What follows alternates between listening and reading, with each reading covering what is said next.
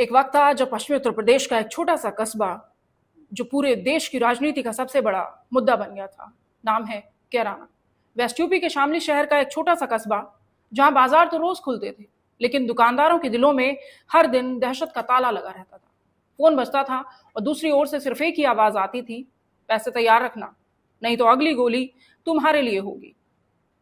रंगदारी, हत्या, लूट, गैंगवार और फिर पलायन। कई व्यापारियों ने अपने घर, अपनी दुकानें, अपने वर्षों पुराने कारोबार को छोड़कर रातों रात शहर से पलायन कर लिया था। कई व्यापारी शहर को छोड़कर चले गए थे। इसी कैराना का एक नाम धीरे धीरे खौफ का दूसरा पर्याय बन गया और उस खौफ का दूसरा नाम था फुरकान। वही फुरकान जिसे कभी लोग फुटबॉल खेलते हुए जानते थे, लेकिन बाद में अपराध की दुनिया में उसने ऐसा कदम रखा कि उसके नाम से व्यापारी थर्राने लगे थे।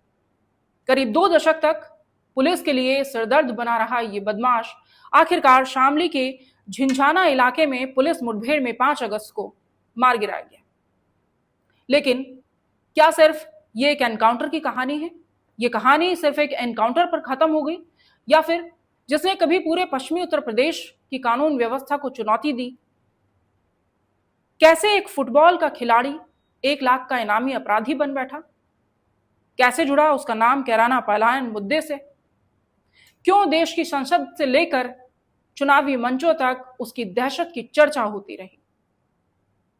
और आखिर कैसे पुलिस ने उसे मार गिराया?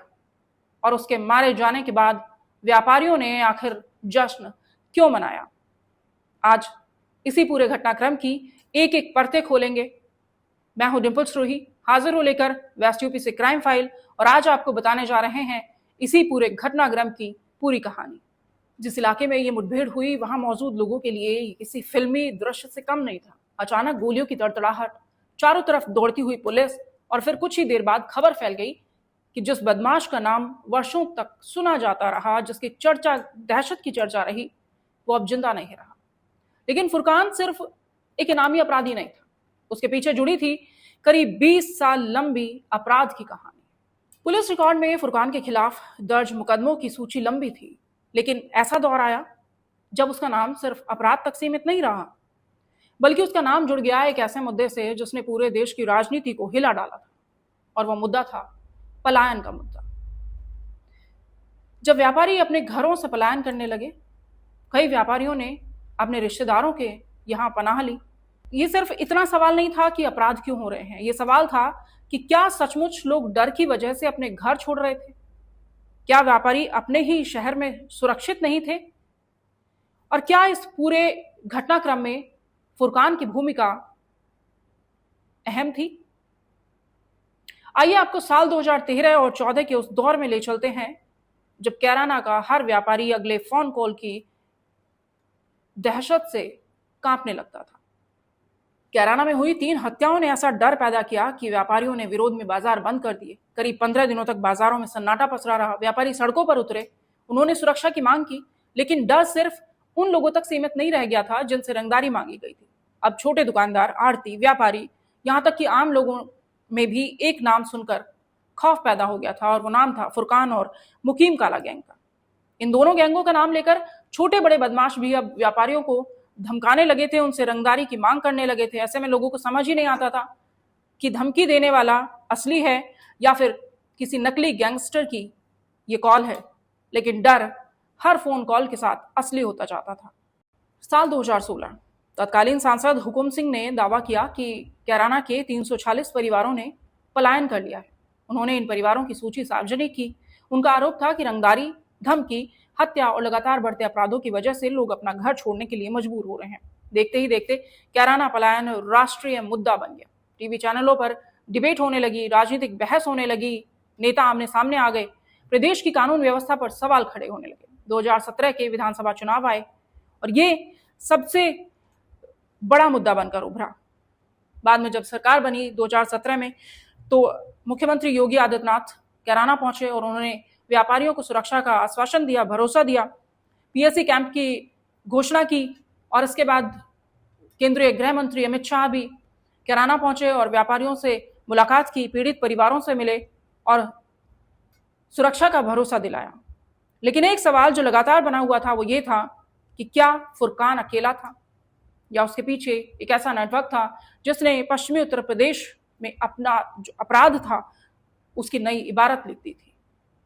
फुरकान की कहानी सिर्फ यहीं पर खत्म नहीं होती है, क्योंकि अपराध की दुनिया में उसकी पहचान सिर्फ एक बदमाश की नहीं रह गई थी, बल्कि वो पश्चिमी उत्तर प्रदेश के सबसे कुख्यात गैंगस्टर्स में गिना जाने लगा था। मुकीम काला गैंग का भरोसेमंद शार्प शूटर था, मुकीम काला का नजदीकी था, वो नाम जिससे पुलिस भी बिना किसी पूरी तैयारी के भिड़ना नहीं चाहती थी। लेकिन समय बदला और एक दिन मुकीम काला और शार्प शूटर फुरकान के रास्ते अलग हो गए और यहीं से शुरू हुई एक और नई गैंग की कहानी। उस गैंग का नाम था गैंग्स ऑफ कैराना। यहाँ एक और दिलचस्प बात सामने आती है, गैंग अलग हो गए लेकिन दुश्मनी नहीं हुई। जब भी बड़ी वारदात करनी होती थी तो दोनों गिरोह एक साथ मिलकर काम करते थे, यानी नाम अलग लेकिन मिशन दोनों का एक ही था। अब समय बदल रहा था और अपराध करने के तरीके भी बदल रहे थे। अब फोन पर रंगदारी मांगने का तरीका पुराना हो चुका था। फुरकान ने तकनीक को अपना सबसे बड़ा हथियार बना लिया था। पुलिस जांच में जो खुलासा हुआ उसने जांच एजेंसियों को भी चौंका कर रख दिया था। कभी अपने असली नाम से फुरकान सोशल मीडिया का इस्तेमाल नहीं करता था। उसने सोनू, राजा और रोमियो जैसे कई नामों से सोशल मीडिया अकाउंट्स बनाए हुए थे और इन्हीं अकाउंट्स के जरिए गिरोह के सदस्य एक दूसरे से संपर्क साधते थे, वारदात की योजना बनाते थे, ठिकाने बदलने की सूचना और रंगदारी के संदेश, सब कुछ सोशल मीडिया के जरिए ही चलता था। पुलिस के मुताबिक दिल्ली, बागपत, शामली, हरियाणा और पंजाब में जो ये गिरोह फैला हुआ था, इन सदस्यों ने फर्जी अकाउंट्स के जरिए ही एक दूसरे से अपने कॉन्टैक्ट्स बनाए हुए थे और इन्हीं के जरिए वो वारदातों को अंजाम दे रहे थे। पुलिस अधिकारियों के अनुसार फुरकान लगातार ठिकाने बदलता रहता था। वो कभी हरियाणा के पानीपत, रोहतक, सोनीपत, दिल्ली, उत्तराखंड के देहरादून और पंजाब के रोपड़, होशियारपुर जैसे इलाकों में छुपता रहता था, वारदात करता था और फिर करीब हर 3 महीने के बाद चुपचाप कैराना पहुंचता था, परिवार को खर्चा पानी देता था और कुछ घंटे या कुछ दिन बिताकर वापस चला जाता था। इसी वजह से पुलिस उसे पकड़ नहीं पा रही थी। पुलिस के लिए उसे पकड़ना एक चुनौती बनी हुई थी। आज मुठभेड़ खत्म हो चुकी है, लेकिन आज भी जांच बाकी है। फुरकान के पास मिला एक हथियार अब पुलिस के लिए नई पहेली बन चुका था, एक ऐसी पहेली जिसके तार सीधे पंजाब तक जुड़ रहे हैं। मुठभेड़ के बाद पुलिस को फुरकान के पास से एक 9mm की कार्बाइन मिली है।